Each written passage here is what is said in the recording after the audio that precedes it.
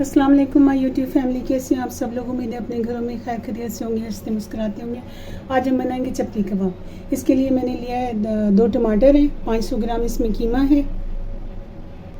मसालों में इसमें 2 टेबलस्पून साबित धनिया है, 1 टीस्पून इसमें सफ़ेद ज़ीरा है, 1 टीस्पून इसमें सूखी मेथी है, 1 टीस्पून नमक है, 1 टीस्पून धड़ा मिर्च है, 1 टीस्पून इसमें लिया है हमने पपीता पाउडर गलाने के लिए, थोड़ी सी सुर्ख मिर्ची हैं, 2 सब साबित इलायची हैं, दालचीनी का टुकड़ा है और 2 लौंग हैं। 1 कप मकई का आटा लिए, 3 प्याज हैं, लहसुन है, अदरक है और 3 सब्ज़ मिर्ची हैं और इसमें 3 हमने लिए अंडे। प्याज और सारे मसालों को हम पीस लेंगे, प्याज टमाटर और सब मसालों को, प्याज और टमाटर को मोटा मोटा सा पीसेंगे और लहसुन अदरक ये सब हम पीस लेंगे और मसाले भी सारे पीस लेंगे। जो खड़े मसाले हैं उन्हें हमने पीस लेना है। ये साबित मसाला हम पीस लेंगे। साबित मसाला हमने मोटा से मोटा पीस लिया है। अब हम बाकी के मसाले भी जो दूसरे हैं प्याज और टमाटर उन्हें पीसेंगे। अब ये हम ग्राइंडर में बाकी टमाटर और प्याज पीस लेंगे। पेस्ट मैंने पीस लिया है। अब ये 3 अंडे हम तोड़ेंगे।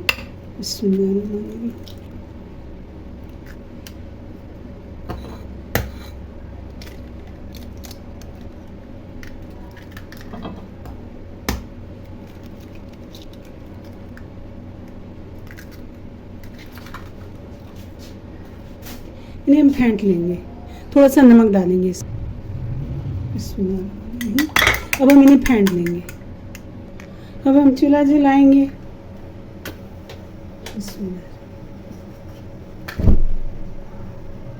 एक बड़ा टेबलस्पून इस पर घी का डाल देंगे और ये गर्म होगा। घी गर्म हो चुका है। अब हम इस पर अंडा डाल देंगे। जो हमने 3 अंडे फेंटे हैं ये इस पर डाल देंगे। अब ईद आ रही है तो ईद पर ये वाले कबाब बनाए जा सकते हैं।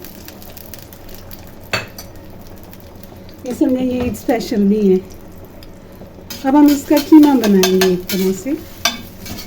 इसे मैश कर लेंगे। जैसे ये फ्राई होगा साथ साथ हम इसे मैश करेंगे। ये मेरा बर्तन छोटा हो गया है, बाउल। इसमें मैंने ये लहसुन अदरक का पेस्ट भी डाल दिया है। ये अब हम इसमें ट्रांसफ़र करेंगे। ये तमाम मसाले इसमें डाल देंगे। इसमें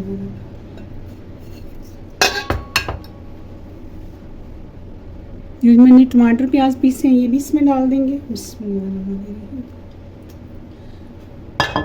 अब हम इसे मिक्स कर लेंगे। इसे अच्छी तरह से मिक्स करेंगे।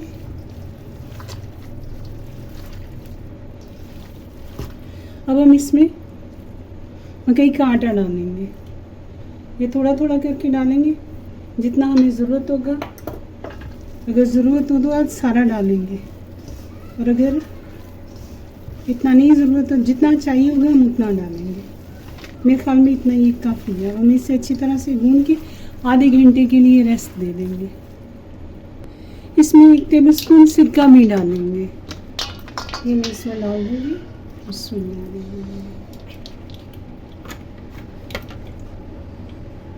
इसमें फ्रेश धनिया जाता है। मेरे पास इस वक्त फ्रेश धनिया नहीं है तो मैं धनिया ड्राई करके रख लेती हूँ। तो ये ड्राई धनिया इसमें मैं डाल दूँगी। और इसे मिक्स कर लूँगी। इसे मैंने बना के टेस्ट किया है तो इसमें मसाला कम है। ये इसमें मैं 1 टीस्पून धड़ा मिर्च और डालूँगी और ½ टीस्पून नमक और ये इसमें मैंने और मसाला डाला है। इसे मैं मिक्स कर लूँगी और फिर कबाब बनाऊँगी। अब हम कबाब बनाने के लिए, चपली कबाब बनाने के लिए चूल्हा जला लेंगे।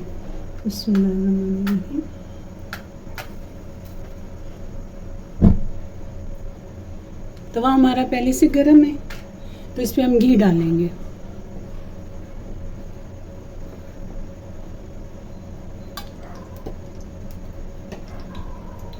ये देसी घी है। अब हम इस पर कबाब डाल देंगे। मैं इतने ज़्यादा बड़े कबाब नहीं बनाती, मैं छोटे बनाती हूँ लेकिन बहुत मज़े के बनते हैं।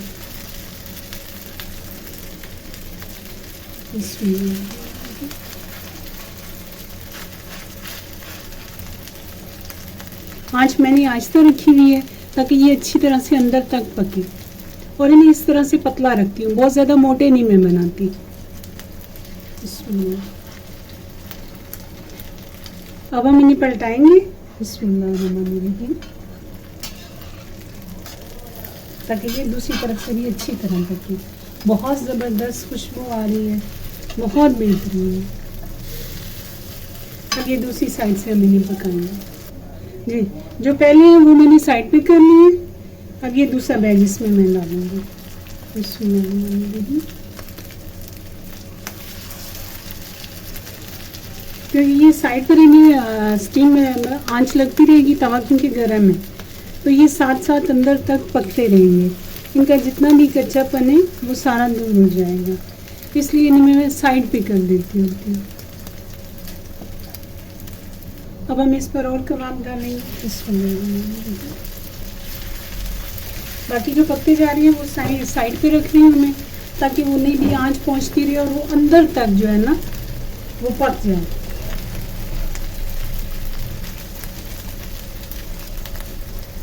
अब हमने ये जो बैग डाला है इसे भी हम पलटा लेंगे, ताकि ये अच्छी तरह से दूसरी साइड से भी पके। और ये जितने हैं ये हल्की आंच पर पक रहे हैं, इनमें ज़रा सा भी कच्चापन नहीं रहेगा। वरना होता है कि तेज़ आंच पे आप पकाएं तो वो कच्चे रह जाते हैं, लेकिन जब हल्की आंच पे होता है तो वो अंदर तक स्टीम से ये पकते हैं।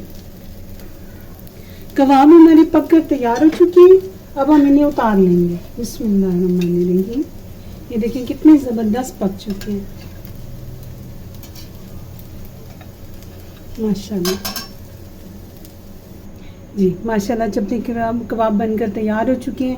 ये हमने आज बनाए चपली कबाब, वो भी मटन के, और देसी घी में हमने इन्हें फ्राई किया है। आप लोग अपने घरों में बनाएं, अपने प्यारों को बनाकर खिलाएं। रखिएगा अपना ढेर सारा ख्याल। मुझे और मेरी फैमिली को अपनी दुआओं में याद रखिएगा। मेरी रेसिपी आपको पसंद आए तो इसे लाइक करें, सब्सक्राइब करें।